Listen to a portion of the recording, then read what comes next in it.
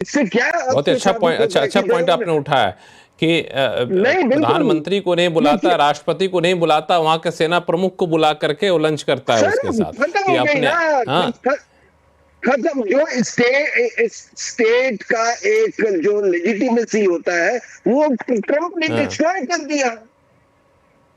तो ऐसा कि नेशन पाकिस्तान तो बर्बाद है सर।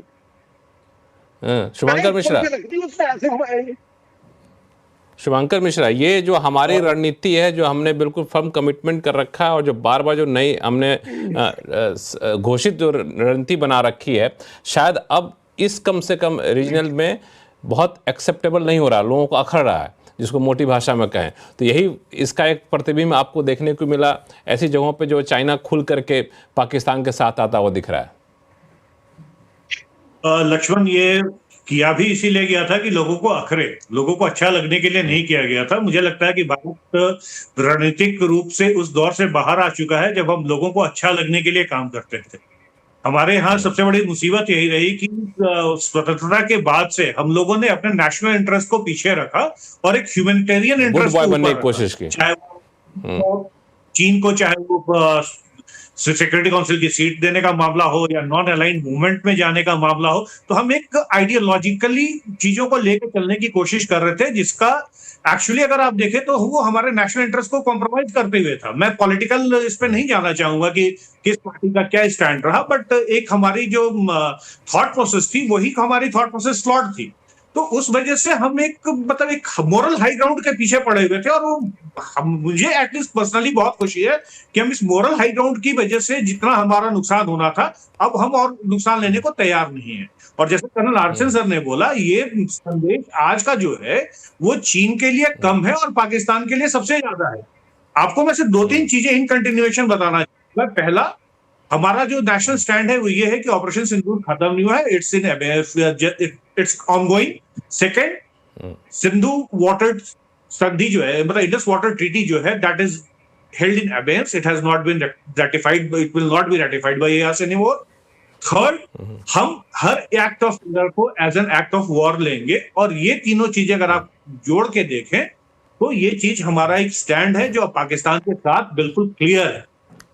समस्या दूसरी है, समस्या ये है हमारे देश की और हमारे देश के इंटरनल, अगर मैं बात करूं, हमारे देश में इंटरनल समस्या सबसे बड़ी ये है कि हमारे देश का एक बहुत बड़ा वर्ग है जो राजनीतिक फायदे के लिए अपनी नई तरकीबें निकालता रहता है और इंटरनेशनल डिप्लोमेसी के चीजों में अपनी पैर फंसाता रहता है।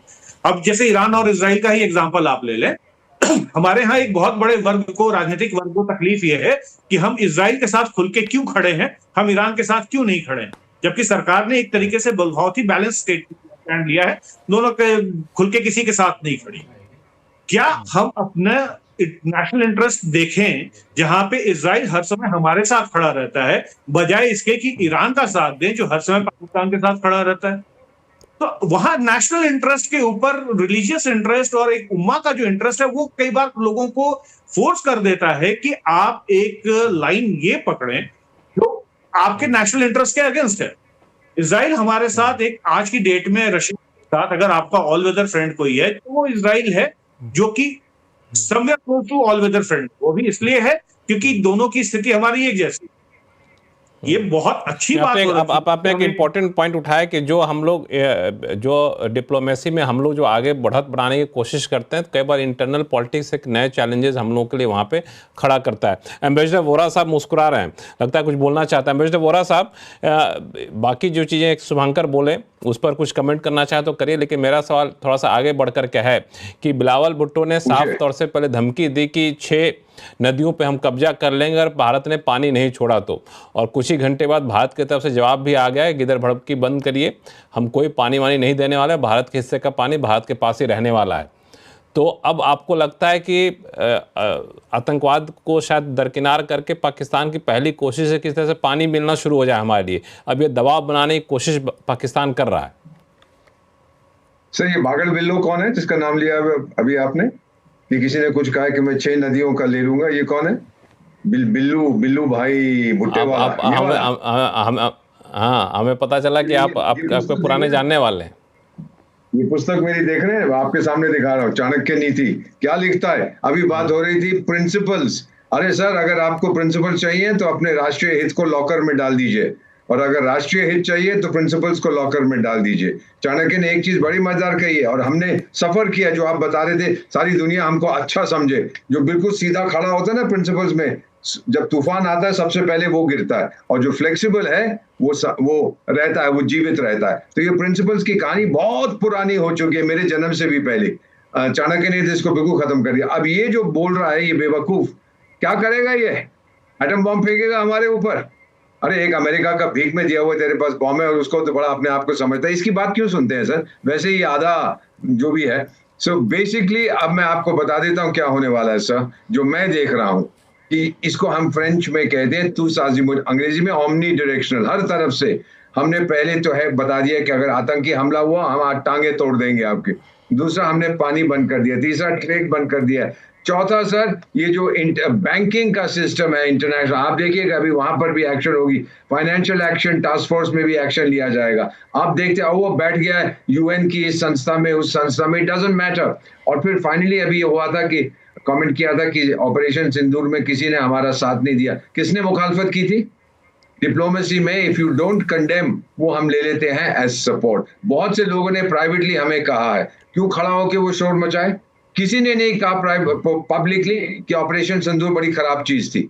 इसका मतलब वो समझते हैं कि आतंक के बरखिलाफ लड़ रहे हैं। ये डिप्लोमेसी की नुआंसेस होती हैं जो मुझे 52 साल लगे हैं समझने। हमारी बेटी स्वाति भी जल्दी समझ जाएगी इसको। So this is the issue as far as concern. अब हम बिल्कुल स्वीकार नहीं करेंगे एनी काइंड ऑफ नॉनसेंस। हमारे दो आतंकी, एक आतंकी पड़ोसी है और एक आप है, किसी से take it from me sir. Bharat की जो कॉम्प्रिहेंसिव नेशनल पावर की बात करते हैं फाइन, लेकिन आज मेरे पास sir comprehensive national will power है, जो कर्नल साहब बता रहे थे। नहीं, कर्नल साहब के पास में जाना चाह रहा था। कर्नल साहब, आपको लगता है कि आगे चलकर इस तरह के डिप्लोमेसी के जरिए पाकिस्तान ये दबाव बनाने की कोशिश करेगा कि किसी न किसी तरह से ये सिंधु जल समझौता जिसको एबेंस में डाला गया है, इसको भारत थोड़ी सी रियायत दे यहाँ पे, चूंकि सबसे गहरा और सबसे लंबी चोट यही कर रहा है? अवश्य कोशिश करेगा। पानी तो चाहिए ना सभी को, अवश्य कोशिश करेगा। लेकिन आपको ये भी बता दें कि जिस समय ये जल संधि, ये समझौता हुआ था, उस समय हमारी शाख बहुत बहुत नीचे थी, और एक तरह से उस समय जो जियो पॉलिटिकल हालात है, तो उन्होंने हमको उनका जो अनफेयर जो ये इंडस वाटर ट्रीटी जो ये किया गया, हमको मानना पड़ा। और बहुत सारी चीजों में, मैं एक जियो पॉलिटिक्स का स्टूडेंट हूँ। 1954 तक जो हम तो यही डरे हुए थे कश्मीर को लेके, क्योंकि हमारे पास कोई वीटो करने वाला नहीं था। उसके बाद ये क्रुश्चेव और बुल्गारिन का यहाँ विजिट हुआ, फिर उन्होंने कहा कि कश्मीर भारत का हिस्सा है, इत्यादि इत्यादि, और अगर यहाँ से आवाज हमको दोगे तो हम वहां मॉस्को में सुन लेंगे, हम आ जाएंगे। तब जाके हमने अपने आप देखना आप कि आर्टिकल 370 को हमने धीरे धीरे धीरे डाइल्यूट करना शुरू कर दिया। तो उसी तरह उसी सर्कमस्टांसेस में ये साइन किया गया था। This was long overdue. अब ये जाएंगे, रोना तो रोएंगे ये लोग, लेकिन इस तरह की भाषा कि हम 6 नदियां पर कब्जा कर लेंगे और ये कर लेंगे, मतलब क्या यू आर मेकिंग एन, क्या अंग्रेजी में बड़ा खराब शब्द है, नहीं वो इस्तेमाल करूंगा, लेकिन अपना मजाक आप अपना खुद उड़ा रहे हो साहब। और इससे क्या होता है? अभी इतनी वोरा साहब ने बिल्कुल ठीक कहा कि वो अंग्रेजों के दिए हुए वो बॉम्ब, और मैं तो बिल्कुल I am convinced that Pakistan never had a nuclear weapon. एक उन्होंने लॉकनोर में वो जो हमारा लाफिंग बुद्धा था, उससे भी कमजोर एक बॉम्ब मिला जुला के कहीं ये किया था। बाकी ये वहां पर ये जितने आपके टैक्टिकल न्यूक्लियर वेपन्स थे वो अमेरिका के द्वारा वहां पर लाए गए थे। आज ही आया एक शाहिद अजीज है, एक लेफ्टिनेंट जनरल, उनसे उनकी आर्टिकल आई है कि जकोबाबाद नूर खान एयरबेस फसली। मुशर्रफ साहब आए GHQ में एज प्रेसिडेंट, उन्होंने बोला कि यार वो कह रहे हैं कि हमारे पायलट्स को टच डाउन करने के लिए जगह दे देना, और ना मतलब मैंने सबने मना किया, उन्होंने कहा नहीं मैंने कमिट कर दिया है। और फिर प्रेसिडेंट का फोन आता है कि सुनो ट्रुप्स भी भेज दो उसके सिक्योरिटी के लिए। और जब वो लिखते हैं कि जब पाकिस्तानी ट्रुप्स वहां पे गए हैं तो उनको ये अंदर नहीं आने का वो रिपोर्ट किया इन्होंने कि अमेरिकन ने टोटली कैप्चर ले लिया है इसको।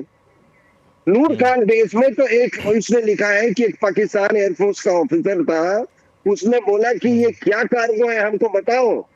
जब बहुत इंसिस्ट किया तो उस अमेरिकन ऑफिसर ने पिस्टल निकाल ली, बोला कि बकवास बंद करो, ये तुम्हारे लेवल की बात नहीं है ये।